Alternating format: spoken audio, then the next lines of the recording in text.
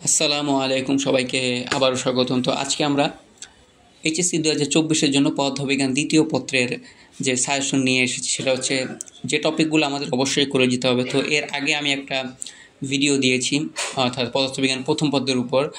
আলহামদুলিল্লাহ ওইখান থেকে 100% কমন চলে এসেছে আসলে।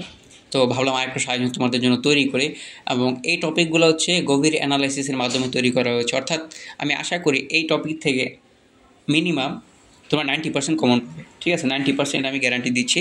এর আগে নর্মালি 100% চলে এসেছে, তো 90% ইনশাল্লাহ কমন পাবে। ওকে, তাহলে চলো আমরা শুরু করি।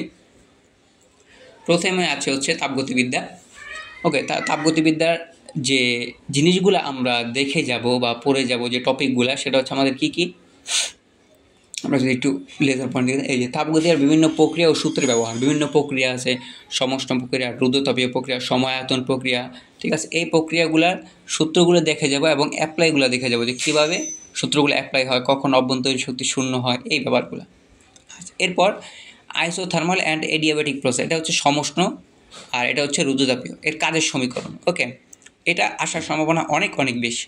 অর্থাৎ সমষ্ণ এবং রুদ্রতাপীয় প্রক্রিয়ায় কাজ বের করতে বলে এবং বলে যে কোন প্রক্রিয়ায় কাজটা বেশি হবে। ওকে, এবং এটা লেখচিত্রের মাধ্যমে আসে।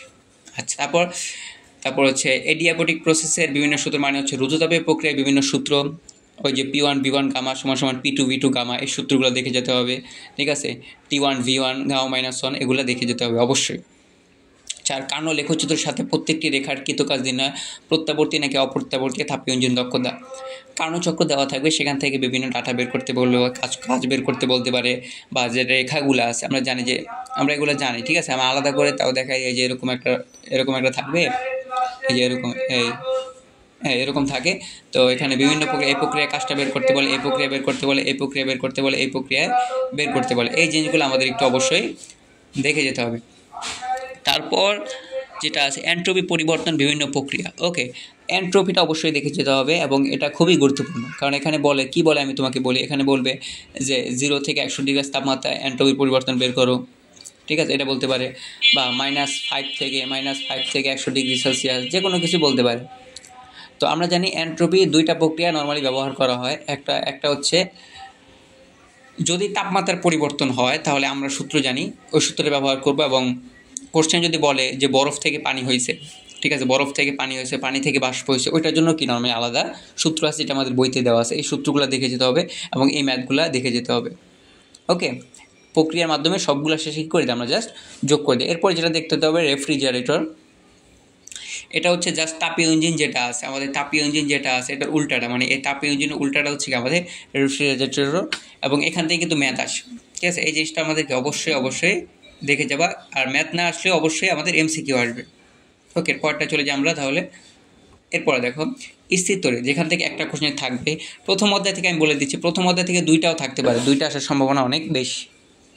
স্থির তড়িৎ, কোথায় লব্ধি প্রাবল্য শূন্য হবে, কোথায় বল শূন্য হবে, কোথায় প্রাবল্য সমান হবে, বিভিন্ন জ্যামিতিক আকৃতির বিভিন্ন বিন্দুতে। যেমন এটা তুমি দেখতেই পাচ্ছ, জ্যামিতিক আকৃতি বলতে কী বোঝায়, আমাদের এরকম একটা সমবাহু ত্রিভুজ থাকে, ঠিক আছে?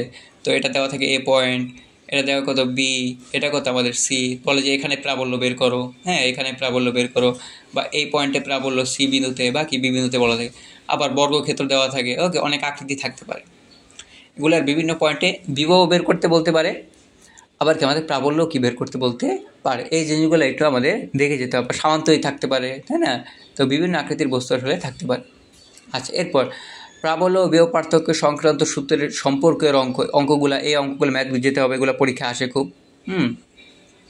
আচ্ছা, দ্বিমেরু বিভিন্ন বিন্দুতে, এটা দ্বিমেরু তড়িৎ দ্বিমেরু কাকে বলে, বিভিন্ন বিন্দু আছে, এটা হচ্ছে তোমরা দেখবা বইতে আছে, প্রমাণ করা আছে। আমরা প্রমাণগুলো দেখবো না, যা সূত্রগুলো দেখে যাবো এবং কিছু ম্যাথ দেখে যাবো। এটা আমাদের বোর্ড কোশ্চেনে আছে, দেখে যাবো।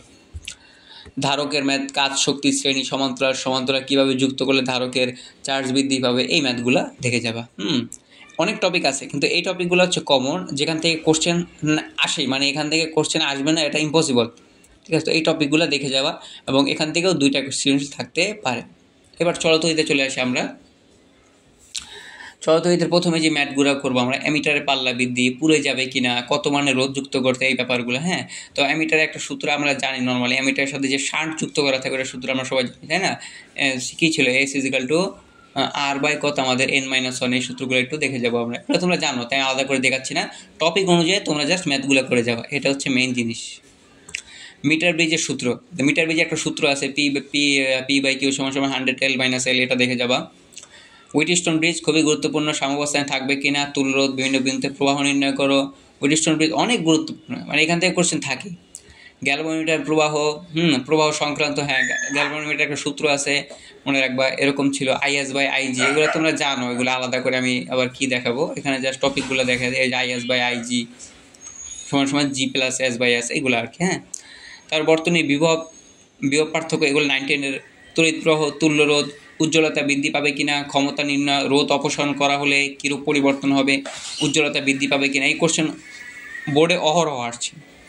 তো বিভব পার্থক্য মানে একটা সার্কিটের বিভব পার্থক্য, তড়িৎ প্রবাহ, তুল্যরোধ কীভাবে বের করতে হয়, এই জিনিসগুলো দেখে যাবো। ওকে, অনেক সময় 9-10 ম্যাথও চলে আসে, 9-10 ম্যাথ বলতে বেসিক ম্যাথ যেগুলো আছে ওইগুলো চলে আসে, তো এটা খেয়াল রাখতে হবে।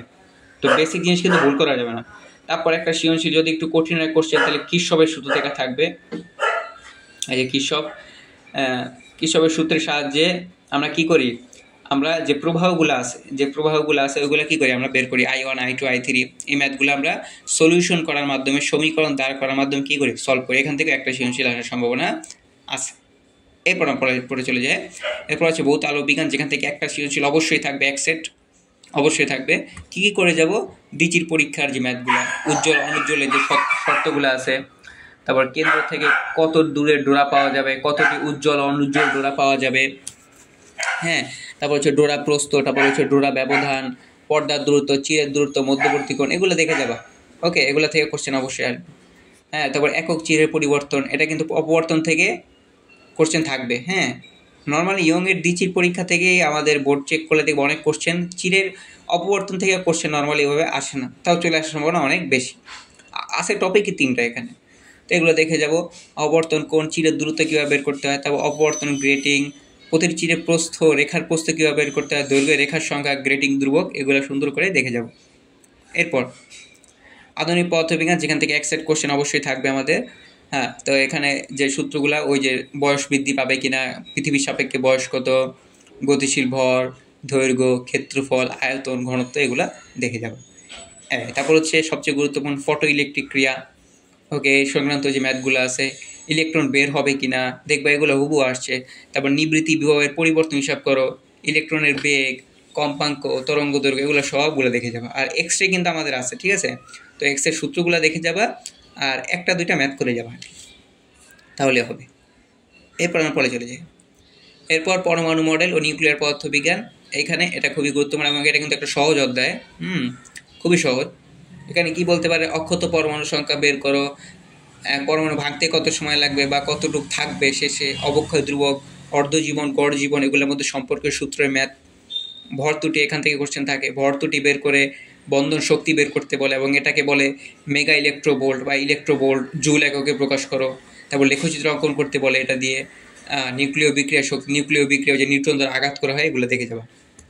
পরমাণু শক্তি, এগুলো আমাদের কেমিস্ট্রিতে ছিল, শক্তি, ব্যাসার্ধ, কম্পাঙ্ক, কক্ষপথের সংখ্যা n বের করতে বলে, আবার নিউক্লিয়াসের ঘনত্ব কী বের করতে বলে, এগুলোও দেখে যাবে, কারণ এখান থেকেও কোশ্চেন আসে। অল্প টপিক, আমাদের লাস্ট যে অধ্যায়টা আছে এখান থেকে একটা কোশ্চেন অবশ্যই থাকবে। আমি বলে দিই, এই অধ্যায়গুলো শেষে যে অধ্যায়গুলো আছে এগুলো অনেক সহজ। ওকে, এখান থেকে অত বেশি কোশ্চেন আসলে মানে পেঁচাইতে পারে না। ওকে, কী দেখে যাবে, ব্যান্ড তত্ত্ব, পরিবাহী, অপরিবাহী, অর্ধপরিবাহীর জন্য, এন টাইপ, পি টাইপ, চিত্র সাথে থাকবে, এর বৈশিষ্ট্য কীভাবে কাজ করে, সম্মুখী যোগ, বিমুখী যোগ, এই যে যোগগুলো যেগুলো আছে ওগুলো একটু দেখে যাবে এবং চিত্র অবশ্যই আঁকবা, চিত্র না আঁকলে এগুলো নাম্বার নেয়। ওকে, সাথে বর্ণনা দিবা। তারপর এগুলার মানে গরিষ্ঠ বাহককে, লঘিষ্ঠ বাহক বা কোনটা প্রধান উপাদান, এগুলো দেখে যাবে।